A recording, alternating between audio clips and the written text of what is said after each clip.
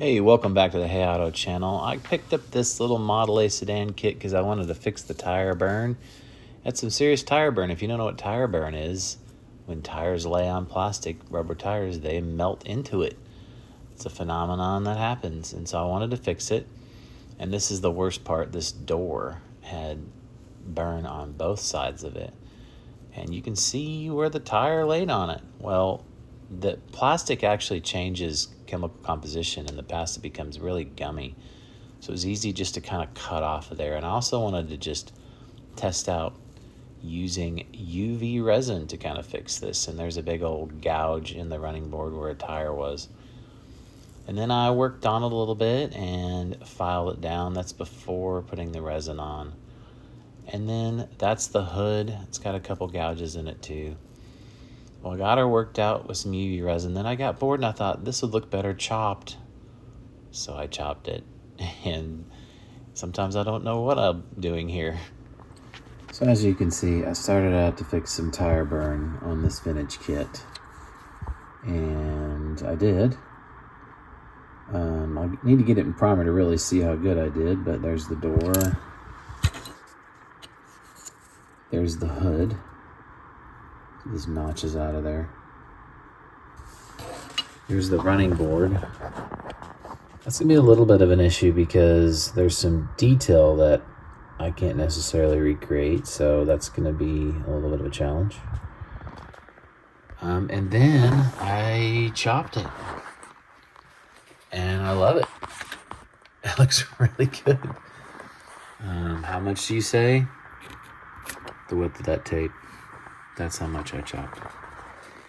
So I've got a chopped A2 door here. This is the vintage AMT Model A two-door sedan. It has a lot in common with the Roadster pickup and Woody kit, but it's got some really cool decals. It's older than the hills. I'm sure those aren't any good.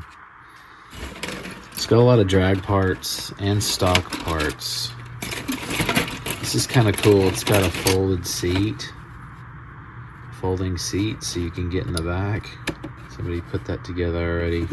It's got chrome Model A wheels, which is nice. The drag motor that it comes with is a 440 like max wedge Mopar. So that'll be the drag race engine for it. But yeah, it's closely related. When you look at so that's a Roadster pickup and that's a Woody fender unit, because I was thinking about using it because it's not messed up with tire burn on the running board there. But it is just slightly different, but very similar. There's some just slight differences I noticed. The front is notched here for the grill shell, which is not on that. That's just one. There's no battery box on this. There's a battery box on this. So there are some changes, but I can't decide if that repair is gonna be good enough. But here's what I'm thinking now. I've chopped this Model A and it looks cool, but which direction should I go? There's been a red Model A sedan on the ham for sale that is just a really neat, like 70s, 80s street rod with Halbrand sprints. And it's just red with chrome. And I thought it was really, really neat looking and kind of encapsulated the era. So that's why I got these Halbrand sprints out. These are the wheels and the tires from the Revell 32 Roadster kit. So you get the low pros and then the bigs in the back for the Highway Roadster. Gives it a really great stance. So that's one option. And the other option is this car that I'll put in a picture now. I took that picture at the Gathering of the Rock in Bartlesville, and that was a neat little Model A. Definitely a traditional build. I probably wouldn't do the Kelsey's. I've got some wide fives with no hubcaps, so it'd be wide five early Ford wheels with no caps. That would be a little bit more work, and I do the traditional things all the time, so I'm kind of feeling a 70s, 80s street rod, actually.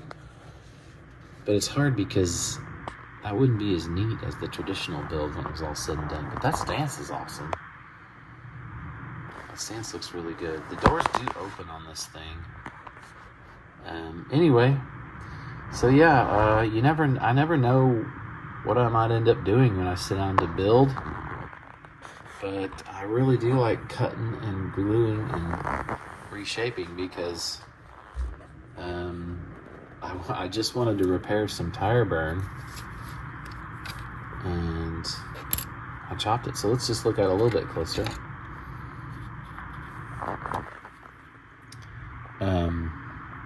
It's funny, these Model A's are shaped kind of like this instead of most cars are shaped like this. So when I chopped it this much, the roof had a pretty good overhang right here on the top side, so I had to sand that down.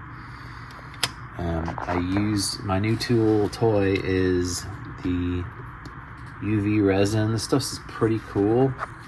I got this on Amazon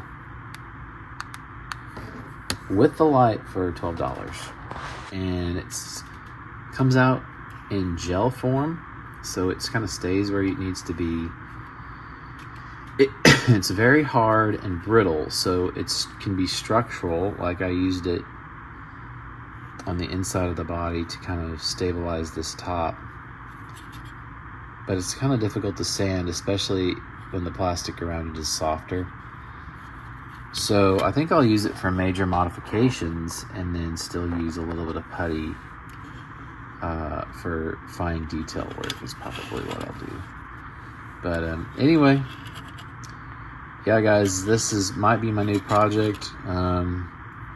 Just a simple street rod with Halibrands might be the move on this thing, because I grew up in that era. Even the traditional cars are really popular now, and I love the traditional cars. I don't know, 70s, late 70s, early 80s A sedan with Halibrands and killer stance just might be what I need to do. And sometimes I don't really want to go all out on a build. I just want to build for fun. Isn't that what we're supposed to be doing? Building for fun?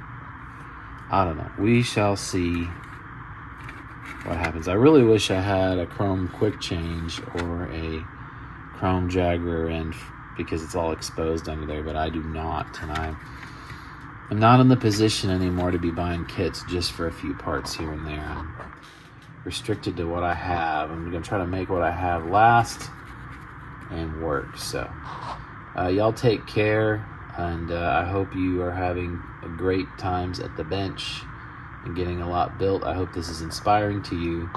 Please like, comment, subscribe, and share. Thank you.